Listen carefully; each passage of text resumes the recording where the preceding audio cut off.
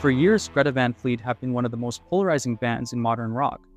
To some, they're the saviors of classic rock energy in a world dominated by pop, hip-hop, and electronic music.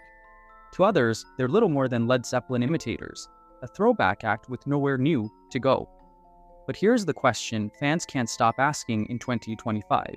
Is Greta Van Fleet finished?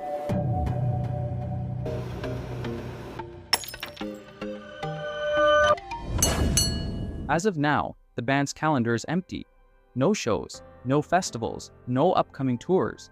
The social media presence has gone quiet, and fans are left wondering what's next. In an industry where momentum is everything, silence can sometimes be louder than any announcement. It can mean reinvention, it can mean burnout, or it can mean the end. Meanwhile, side projects have emerged. Jake Kiska, Greta Van Fleet's fiery guitarist, is now steering a new ship, a band called Mirador, complete with its own US and European tour dates. This raises the biggest question of all. If key members are pursuing other creative ventures, what does that mean for Greta Van Fleet's future? From their small-town Michigan roots to their meteoric rise, the highs and lows of their fame, the controversies that followed them, and the silence that surrounds them now. The band's story is one of both triumph and uncertainty.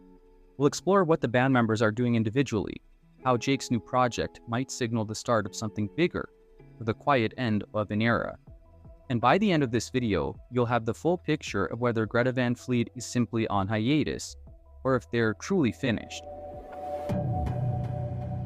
Greta Van Fleet's story begins in the small town of Frankenmuth, Michigan, a place better known for Bavarian festivals and Christmas shops than for spawning one of the biggest modern rock acts of the 2010s. In 2012, three brothers, Josh, Jake, and Sam Kiska, along with their friend Kyle Hawk on drums, started playing music together in garages and basements, drawing on their father's record collection for inspiration. Their sound was unapologetically steeped in the classic rock tradition, with soaring vocals, blues-driven guitar riffs, and thunderous rhythm sections. When Hawk left in 2013, the band recruited drummer Danny Wagner, solidifying the lineup that would propel them into the spotlight. They took their name from a local resident, Greta Van Fleet, with her blessing, and soon began performing in local bars and festivals. By 2014, they had self-released a handful of songs, but it was their 2017 EP From the Fires that put them on the map, especially with the breakout single Highway Tune.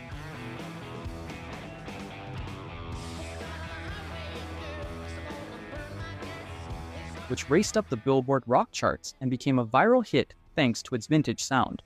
Critics and fans alike immediately drew comparisons to Led Zeppelin, with Josh's high-pitched wail and Jake's guitar heroics evoking Robert Plant and Jimmy Page. Whether viewed as revivalists or copycats, Greta Van Fleet had something undeniable, an energy and authenticity that cut through the noise of contemporary rock.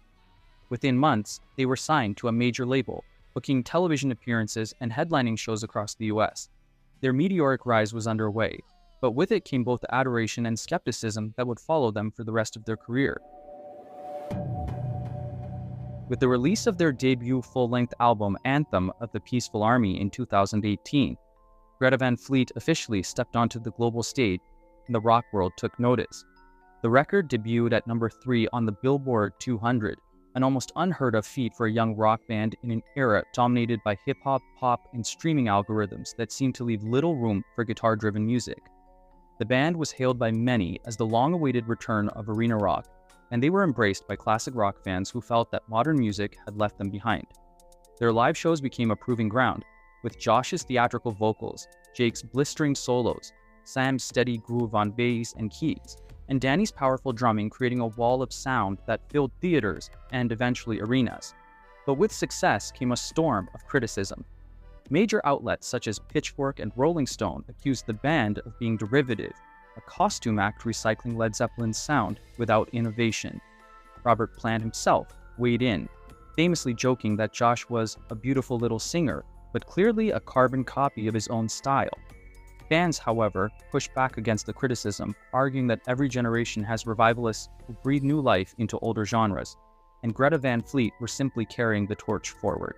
Their Grammy win in 2019 for Best Rock Album, From the Fires, seemed to cement their legitimacy, though detractors still questioned whether the band had staying power beyond the nostalgia factor. By the time they released The Battle at Garden's Gate in 2021, the band had clearly attempted to evolve, incorporating more progressive structures, lush instrumentation, and conceptual themes, signaling that they were more than just imitators. The reception was mixed but generally favorable, and their dedicated fanbase continued to grow. Still, the tension between critical skepticism and fan devotion defined their rise, leaving Greta Van Fleet in a unique position, simultaneously the most celebrated and most maligned young rock band of their era. In 2025, as Greta Van Fleet's schedule went silent, attention shifted to Jake Kiszka's new band, Mirador, a project that seemed to signal both a fresh creative direction and a possible fracture within Greta Van Fleet's future.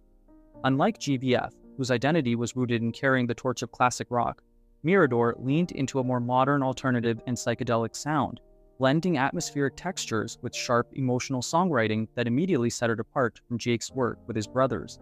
The band quickly announced a string of US dates in May, followed by a UK and Ireland tour set for November, giving fans the first concrete sign that Jake was serious about this new chapter.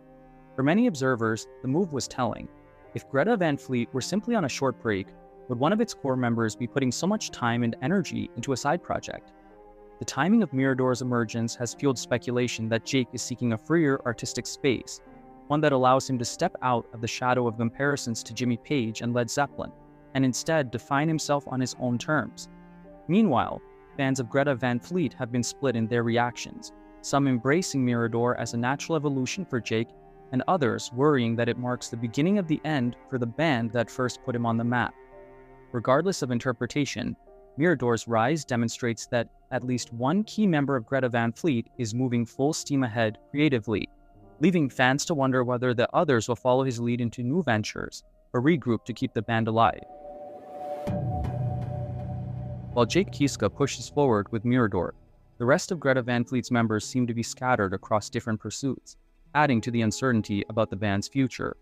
Frontman Josh Kiska, whose soaring vocals helped define the group's sound, has kept a relatively low profile since the conclusion of their 2023-2024 touring cycle.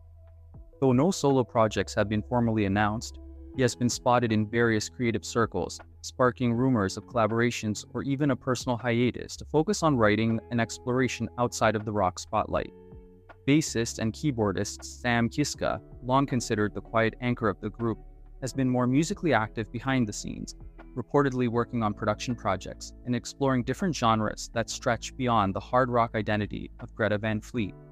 Meanwhile, drummer Danny Wagner has also stayed somewhat under the radar, though his social media hints at studio time and smaller side gigs, suggesting he may be experimenting with new sounds or contributing to other artists' recordings. The impression fans are left with is that each member is pursuing individual passions rather than rallying around Greta Van Fleet as a collective. In some ways, this is natural. After more than a decade of touring and 3 major releases, burnout is inevitable, and individual growth is healthy. But in the context of Jake's bold leap into Mirador and the band's complete silence on new material, the scattered paths of Josh, Sam, and Danny raise an unsettling possibility that the members of Greta Van Fleet may no longer see their futures as tied together, leaving fans to question whether the magic that once bound them has quietly dissolved. The silence surrounding Greta Van Fleet in 2025 has become almost deafening, and in the music industry, silence rarely lasts without meaning. For fans, the absence of tour announcements, studio updates, or even casual engagement on social media has been interpreted as a sign that the band may be winding down. Some argue that this could simply be a much-needed hiatus after years of grueling tours, critical scrutiny, and the pressure of living up to sky-high expectations, and that eventually the four will regroup refreshed and ready to reclaim the stage. Others point to Jake's investment in Mirador, Sam's production experiments, Josh's ambiguous creative wanderings, and Danny's quiet side projects as evidence that the members are gradually carving out separate futures, perhaps too far apart to ever fully merge again. Historically, many bands have faced this crossroads. Some take time off only to return stronger than ever, while others fade away as individual ambitions pull them apart. The truth about Greta Van Fleet's fate remains unclear, and until an official statement is made, speculation will continue to swirl. What is undeniable, however, is the impact they've already made. From a small-town act channeling the spirit of the 70s, to Grammy winners filling arenas, they proved that rock still has a place in modern music. Whether Greta Van Fleet is simply catching its breath or quietly bowing out, the story of their rise and the questions surrounding their future remind us of both the fragility and the power of bands in today's industry. And perhaps that's the real legacy, not whether they last forever, but the fact that for a moment, they reignited a fire in rock and gave fans something to believe in.